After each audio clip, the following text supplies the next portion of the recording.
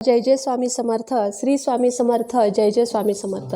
पुन्हा एकदा आली आहे मी एका नवीन व्हिडिओसोबत आणि एका नवीन विषयासोबत तुम्हाला भेटायला। तर उद्या आहे गुरुवार आणि गुरुवारी करण्याचे काही खास जे उपाय आहेत सगळ्यासाठीच, धन समृद्धी, व्यापार, लग्न या सगळ्यासाठीच मला तुम्हाला काही उपाय सुचवायचे होते आणि हे मी एक 3-4 गुरुवार व्हिडिओ करीन म्हणते आणि तो माझ्याकडून राहून जातोय। तर आज फायनली मी ठरवलं की तो व्हिडिओ तुमच्यापर्यंत गेला पाहिजे। उद्या गुरुवार आहे, तुम्ही थोडीशी तयारी कराल आणि ते उपाय कराल।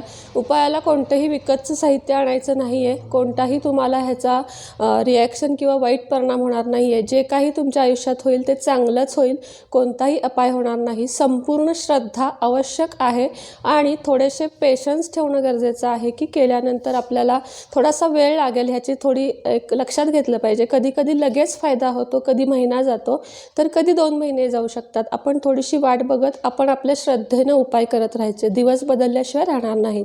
तर मी तुम्हाला सांगते की गुरुवारचा दिवस हा बृहस्पती देवाला प्रसन्न करण्यासाठी आणि आपला गुरु मजबूत करण्यासाठी अतिशय चांगला आहे। आणि जर गुरु मजबूत झाला, काही ग्रह असे आहेत की ते मजबूत झाल्यानंतर आपल्याला आयुष्यामधले निम्म्याच्या वर प्रॉब्लेम आपोआपच कमी होतात, आपल्या कष्टांना जोड मिळते, आपल्या कष्टामध्ये आपल्याला यश मिळते आणि आपण हताश होणं बंद होतो। आणि ज्या पॉईंटला आपण हताश होणं बंद होतो तिथंच आपलं यश चालू होतं, हे लक्षात घ्या। म्हणून हे लहान लहान उपाय आहेत जे देवधर्म जे आपण करतो त्यातलेच हे उपाय आहेत।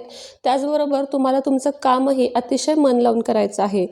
गुरुवारी हळदीचे हे जर प्रयोग केलेत तुम्ही तर तुमच्यावरची संकटे कमी होतील। हळद या वस्तूने म्हणजे हळद या गोष्टीने बृहस्पती गुरुदेव हा लवकरात लवकर प्रसन्न होतो आणि आपल्या सगळ्या कार्यातले अडथळे दूर करतो। त्यामुळे तुम्हाला धन, मान, सन्मान, संतती, सुख हे सर्व काही लाभण्यास मदत होते। तुम्हाला काय करायचं आहे तर सकाळी गुरुवारी उठलात की मुख्य दरवाजावर तुम्हाला तुमच्याकडे असेल तर गंगाजल कुठं मिळतं तर प्रत्येक पूजा वस्तूचं जिथं उदबत्ती वगैरे वस्तू मिळतात, चंदन, गंध, तिथं गंगाजलची बॉटल मिळते, अतिशय स्वस्त दरात मिळते, ती आणून ठेवा। अन्यथा तुम्ही देवाचं जे पाणी वापरतात ते गुलाबजल यापैकी, गोमूत्र यापैकी तुम्ही काहीही थोडंसं दरवाजावर गुरुवारी सकाळी शिंपडायचं आहे। ते शिंपडल्यावर तुम्हाला अशी दिवसाची सुरुवात करायची आहे की तुम्हाला सकाळी हे पाणी शिंपडायचं आहे। गुरुवारी फरशी पुसायची नाही, त्यामुळे तुम्हाला थोडेसे पाण्यात हळद घालून त्याचा छिटकाव फुलाने सगळ्या घरभर करायचा आहे, जेणेकरून घराची शुद्धी होईल। सूर्याला तुम्हाला काय करायचं आहे, एक छान उपाय सांगते की सूर्याला पाण्यामध्ये 1 चिमूट हळद घालून तुम्हाला अंघोळ झाल्या सकाळी सकाळचा जो सूर्य असतो 6 ते 7च्या दरम्यानचा, त्याला तुम्हाला पाणी व्हायचं आहे। सूर्याला प्रार्थना करून पाणी व्हायचं आहे। त्यामुळे पण तुमचा गुरु अतिशय मजबूत होऊन तुमची अडकलेली कामे नक्की पूर्ण होतील, तुमचा मान सन्मान वाढेल। हळदीचे स्वस्तिक तुम्ही जर दरवाजावर काढलेत तर खूप चांगले आहे, ओम काढा। मागं मी कुंकवाचे स्वस्तिकही काढले आहे, ते वेगळ्या तोडग्यांसाठी आहे, हे वेगळ्यासाठी आहे। जे तुम्हाला करावंसं वाटेल दोन्हीतलं कोणतंही करा, दोन्हीचेही सेम रिझल्ट आहेत। पण गुरु जर तुम्हाला मजबूत करायचा असेल किंवा जर आयुष्यात भरभराट हवी असेल तर हळदीचं स्वस्तिक तुम्हाला दारावर काढायचं आहे किंवा ओम काढायचा आहे। न विसरता दर गुरुवारी पहिलं स्वस्तिक पुसायचं आणि नवीन काढायचं आहे। आणि पूजा करताना तुम्हाला लक्ष्मी आणि विष्णू अशीच करायची आहे। एकट्या लक्ष्मीची किंवा एकट्या विष्णूची पूजा कधीही सफल होत नाही। लक्ष्मी ही विष्णूशिवाय आणि विष्णू हे देव लक्ष्मीशिवाय अधुरे आहेत, त्यामुळे दोघांची एकदम पूजा केल्याशिवाय तुम्हाला आयुष्यात धनप्राप्तीसुद्धा होत नाही।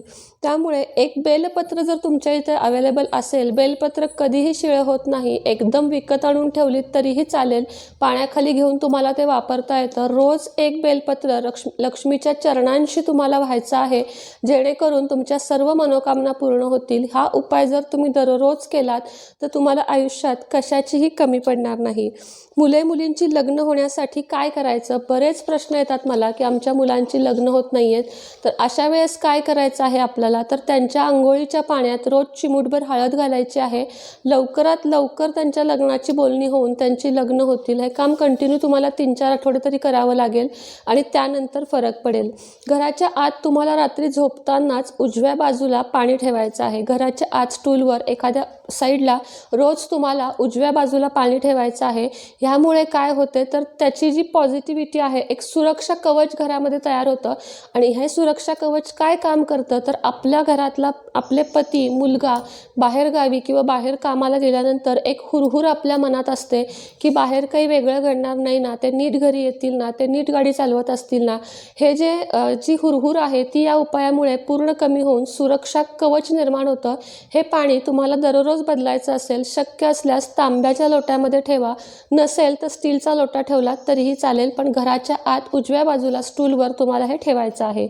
पैसा टिकत नसेल तर काय करायचं, तर पैसा टिकत नसेल तर रोज आपल्या या बोटाला, करंगळीच्या शेजारच्या बोटाला हळद लावायची, ती विष्णूला आधी लावायची, त्यातनं जी त्या बोटाला उरेल तेवढीच आपल्या माथ्याला लावायची. याच्यामुळे काय होईल तर तुमचा जर पैसा टिकत नसेल तर तो टिकायला सुरुवात होईल, नवीन पैसा यायला सुरुवात होईल.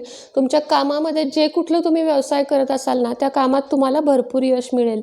विवाह जर होत नसेल तर तुळशीच्या पानाला हळद लावायची आणि ते पान विष्णूला चढवायचं.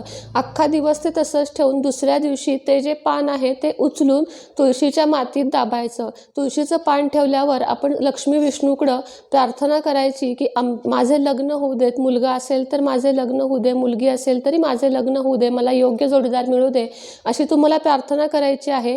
हे काम तुम्हाला रोज केलं तरी चालेल, नाहीतर किमान गुरुवारी तरी करा. कधी करायचं तर ह्यातला प्रत्येक उपाय हा सकाळीच करायचा आहे. गुरुवारी शक्यतो पैशाचे देणे कुणालाही देऊ नका. गुरुवारी पैशाचे व्यवहार करणे टाळा, अन्यथा गुरु तुमचा कमजोर होतो.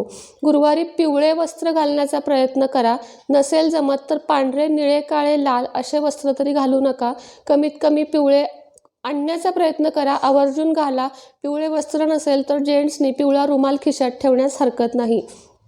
तुम्ही दर गुरुवारी दिवाबत्ती करताना दिव्यामध्ये, तेलाच्या दिव्यामध्ये किंवा तुपाच्या दिव्यामध्ये 2 लवंगा आवर्जून टाका. ह्याच्यामुळे पण तुमच्या आर्थिक परिस्थितीमध्ये उत्तम फरक पडेल. तुमचे कर्ज हळूहळू कमी होईल आणि तुम्ही आयुष्यात वर यायला सुरुवात होईल. इच्छापूर्तीसाठी लाल कपड्यामध्ये तुम्हाला लाल धाग्यामध्ये तुम्हाला हळद बांधायची आहे. कोणतीही इच्छा जी तुमची बरेच दिवस अडकून राहिली असेल त्यासाठी तुम्हाला एक लाल जो ह्याचा धागा असतो लाल पिवळा, त्यामध्ये एक हळदीची गाठ बांधायची आहे. ती तुम्हाला विष्णूच्या चरणांशी ठेवायची आहे. ज्यांच्याकडे विष्णू नाही त्यांनी हा उपाय कृष्णाशी केला. कृष्ण आणि विष्णू एकच आहेत. त्यांच्या जरी चरणांशी ठेवून जरी प्रार्थना बोललात तरीसुद्धा चालेल.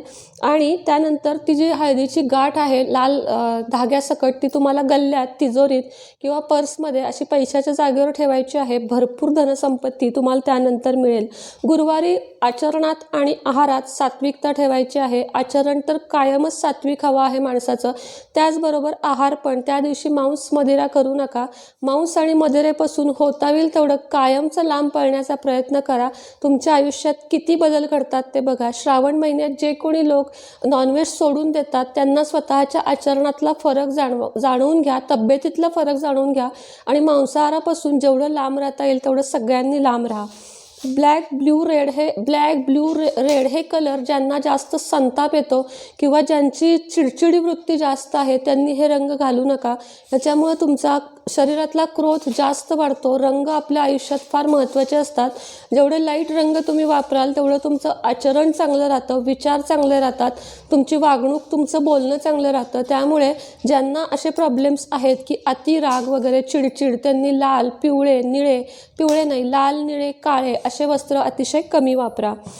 त्यानंतर लग्न, नोकरी आणि स्वतःचे घर हे तुमच्या इच्छा फार दिवस अडकून असतील, लक्षात घ्या. लग्न, नोकरी, स्वतःचे घर यासाठी गुरुवारी तुम्हाला एक कागद घ्यायचा आहे. प्लेन कुठलाही रंगाचा असू दे किंवा पांढरा असू दे, त्यामध्ये तुम्हाला चिमूटभर हळद घ्यायची आहे आणि ते घेऊन तुम्हाला गुरुवारी लक्ष्मी विष्णूच्या फोटो मागं किंवा लक्ष्मी विष्णूच्या मूर्ती मागं ठेवायची आहे. तुमची इच्छा मनापासून बोलायची आहे आणि जेव्हा तुमचं काम होईल आपोआपच लक्ष्मी विष्णू प्रसन्न होईल. हळदीचे हे उपाय भयंकर चांगले आहेत आणि तुम्हाला लक्ष्मी विष्णू प्रसन्न झाल्यावर तुमचं जेव्हा हे काम होईल तेव्हा ही पुडीसुद्धा तुम्हाला मातीमध्ये दाबायची आहे. मातीमध्ये दाबायची म्हणजे तुळशीच्या कुंडीत दाबायची आहे आणि तुमची इच्छा पूर्ण, जर पुढची इच्छा बोलायची असेल तर पुढं नंतर हा उपाय तुम्ही परत कंटिन्यू करू शकता. कसे वाटले हे उपाय नक्की सांगा. काहीही खर्च नाही आहे. अजून एक जाता छोटासा उपाय सांगते की बुधवारी रात्रीच थोडेसे तांदूळ भिजवा स्वस्तिकसाठी, त्यानंतर सकाळी त्याची पेस्ट करा. त्या पेस्टमध्ये हळद घाला आणि त्या पेस्टनं नक्की स्वस्तिक काढण्याचा प्रयत्न करा. ह्यामुळेही तुमच्या घरात लक्ष्मी नांदेल. प्लेन हळदीने स्वस्तिक काढले तरीही चालेल, अन्यथा तुम्ही या पेस्टने हळद घालून तरी नक्की स्वस्तिक किंवा ओम काढण्याचा प्रयत्न करा. आजचा व्हिडिओ कसा वाटला नक्की सांगा. आवडला तर लाईक, शेअर, सबस्क्राईब करायचं आहे. आणि माझं दुसरं चॅनल आहे मराठी हाऊसवाईफ, त्यालाही तुम्हाला भेट देऊन असेच प्रेम द्यायचे आहे. व्हिडिओ कसा वाटला नक्की सांगा. चॅनेलला सबस्क्राईब, लाईक, शेअर करायला विसरू नका. मी माझा व्हिडिओ इथंच थांबवते. पुन्हा एकदा भेटीन एका नवीन व्हिडिओसोबत आणि एका नवीन विषयासोबत. तोपर्यंत सर्वांना माझा नमस्कार. श्री स्वामी समर्थ. जय जय स्वामी समर्थ. श्री स्वामी समर्थ. जय जय स्वामी समर्थ. स्वामी समर्थ महाराज की जय.